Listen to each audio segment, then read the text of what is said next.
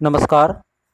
आज के इस वीडियो में हम जानेंगे कि विकेंद्रीकरण क्या है, इसको प्रभावित करने वाले कौन कौन से घटक हैं और विकेंद्रीकरण से क्या लाभ है। तो आइए वीडियो शुरू करते हैं। सबसे पहले हम जानते हैं विकेंद्रीकरण से क्या आशय है या विकेंद्रीकरण किसे कहते हैं। तो विकेंद्रीकरण से आशय सत्ता को किसी शीर्ष में न रखकर उसे विभिन्न क्षेत्रों व शाखाओं में वितरित कर देना ही विकेंद्रीकरण है। इसका जन्म अधिकार सौंपने की प्रक्रिया के दौरान हुआ, अर्थात अधिकारों को सौंपने की क्रिया किसी विशिष्ट व्यक्ति को न कर सामान्य रूप से की जाती है तो यह विकेंद्रीकरण कहलाती है।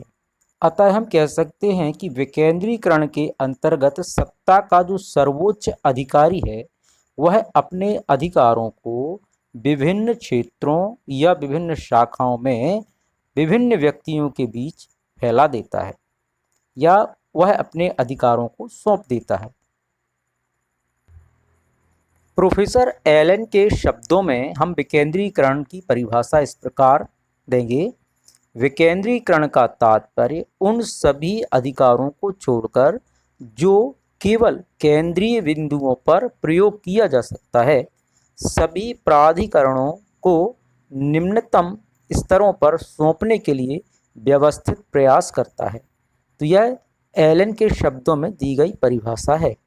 इस प्रकार हम विकेंद्रीकरण को बिल्कुल सरल भाषा में, सरल शब्दों में इस प्रकार व्यक्त कर सकते हैं कि विकेंद्रीकरण अधिकार अंतरण का ही परिणाम होता है, अर्थात विकेंद्रीकरण में अधिकारों का अंतरण उच्च स्तर से लेकर निम्न स्तर तक किया जा सकता है। तो बात आपको समझ में आ गई होगी कि विकेंद्रीकरण का अर्थ है सर्वोच्च अधिकारी के द्वारा अपने अधिकारों को अनेक व्यक्तियों में सौंपना कहलाता है। आइए अब हम समझते हैं विकेंद्रीकरण से क्या लाभ हैं। विकेंद्रीकरण का सबसे पहला लाभ है उच्च अधिकारियों के कार्यभार में कमी होना। जैसा कि आपने समझा कि विकेंद्रीकरण की सहायता से अधिकारी अपने कार्यों को विभिन्न शाखाओं या विभिन्न विभागों में विभिन्न व्यक्तियों के बीच अधिकारों को सौंप देते हैं, तो उनके कार्यभार में कमी आना स्वाभाविक है। उन्हें छोटे छोटे कार्यों में अपना कीमती समय गंवाना नहीं पड़ता है और जो अधिकारी हैं वे सारा ध्यान महत्वपूर्ण कार्यों में लगा सकते हैं, जिससे उपक्रम का विकास होता है। तो इसका जो सबसे बड़ा लाभ है वह है उच्च अधिकारियों के कार्यभार में कमी आना। दूसरा इसका जो लाभ है अभिप्रेरण। विकेंद्रीकरण के द्वारा अधीनस्थ कर्मचारियों को स्वतंत्र रूप से निर्णय लेने का अधिकार दिया जाता है, अर्थात विकेंद्रीकरण के अंतर्गत जो अधीनस्थ कर्मचारी हैं उन्हें किसी समस्या के समाधान के लिए या किसी बात के निर्णय के लिए स्वतंत्र अधिकार प्रदान किया जाता है। इससे ये होता है कि वे एक बेहतर कार्य करने के लिए अभिप्रेरित होते हैं। तीसरा इसका जो लाभ है वह है योग्य प्रबंधकों की प्राप्ति। तो विकेंद्रीकरण के माध्यम से छुपे हुए योग्य प्रबंधकों की खोज हो जाती है और प्रतिभाओं को निखरने और उभरने का अवसर मिलता है, क्योंकि विकेंद्रीकरण में जब अधिकार सौंपे जाते हैं अन्य व्यक्तियों को तो उनकी प्रतिभा का निखार होता है। प्रतिभाओं के निखार होने पर प्रबंधकों की प्राप्ति होती है, कुशल प्रबंधक प्राप्त हो जाते हैं। अगला इसका जो लाभ है वह है निर्णय लेने में सुविधा। विकेंद्रीकरण की सहायता से निकटतम अधिकारियों को निर्णय लेने का अधिकार प्राप्त होता है, अतः शीघ्र निर्णय लिए जा सकते हैं। ऐसे निर्णय ज़्यादा प्रभावी होते हैं।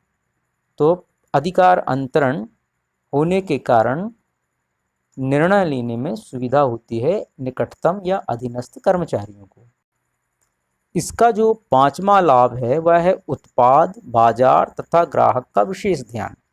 विकेंद्रीकरण की प्रक्रिया जिस उपक्रम में लागू की जाती है वहाँ के जो उत्पाद हैं या वहाँ के बाजार एवं ग्राहकों पर काफ़ी गहराई से ध्यान देना आसान होता है, जो उपक्रम के विकास में काफ़ी सहायक होता है।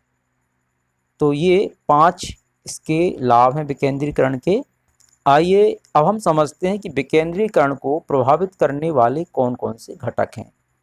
तो पहला है संस्था के विकास का इतिहास। यदि कोई संस्था अपने प्रयास से धीरे धीरे विकसित होती है, या मतलब धीरे धीरे उसका विकास होता है या विस्तार होता है, तो वहाँ पर विकेंद्रीकरण की संभावना कम होती है, क्योंकि स्वामी अधिकांश निर्णय अपने पास रखता है। इसके विपरीत यदि प्रारंभ से ही संस्था को बड़े आकार में स्थापित किया जाता है तो विकेंद्रीकरण की प्रबलता अधिक होती है। दूसरा आता है प्रबंधकों का दृष्टिकोण।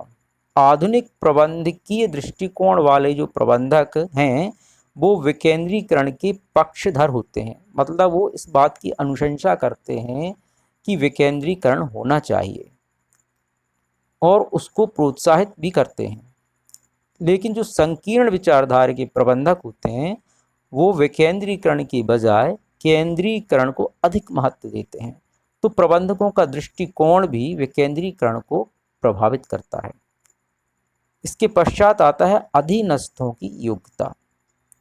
विकेंद्रीकरण वहाँ सफल होता है जहाँ अधीनस्थ अधिक योग्य, कुशल और अनुभवी होते हैं। अधिक योग्य और कुशलता वाले अधीनस्थों के उपक्रम में विकेंद्रीकरण की संभावना अधिक रहती है। इसके विपरीत यदि अधीनस्थ कर्मचारी योग्य नहीं हैं, कुशल नहीं हैं, तो उन्हें किसी तरह का कोई कार्य नहीं सौंपा जा सकता या उन्हें कोई अधिकार प्रदान नहीं किए जा सकते। और इसके पश्चात आता है संगठन का आकार। विकेंद्रीकरण संगठन के आकार से भी प्रभावित होता है।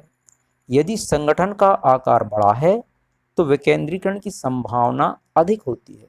यदि संगठन छोटा है, नया है, तो यहाँ पर विकेंद्रीकरण की संभावना नहीं होती है। इस प्रकार विकेंद्रीकरण की प्रक्रिया को प्रभावित करने वाले घटकों में हमने 4 घटक जाने। संस्था के विकास का इतिहास, अर्थात संस्था कितनी पुरानी है। यदि संस्था धीरे धीरे विकासशील अवस्था में है तो वहाँ पर विकेंद्रीकरण की संभावना कम होती है। लेकिन यदि संस्था पूर्णतः विकसित हो चुकी है, संस्था का आकार बढ़ गया है या बड़ी हो गई है संस्था, तो वहाँ विकेंद्रीकरण की संभावना होती है। फिर आता है प्रबंधकों का दृष्टिकोण। इसमें हमें ये बताना है कि यदि प्रबंधक का दृष्टिकोण आधुनिक है, नया है, नवाचार का प्रयोग करना चाहता है, तो यहाँ पर विकेंद्रीकरण के पक्ष में वह प्रबंधक होता है, अन्यथा नहीं। इसके बाद अधीनस्थ यदि योग्य हैं, कुशल हैं, तो विकेंद्रीकरण वहाँ पर लागू होगा। और संगठन का आकार, यदि संगठन बड़ा है तो विकेंद्रीकरण की संभावना अधिक होती है, लेकिन यदि संगठन छोटा है तब वहाँ विकेंद्रीकरण की संभावना अधिक नहीं होगी। तो इस प्रकार हमने आज जाना कि विकेंद्रीकरण क्या है, इसका क्या महत्व है और विकेंद्रीकरण किन किन घटकों से या किन किन बातों से प्रभावित होता है। बस आज के लिए इतना ही। नमस्कार, धन्यवाद।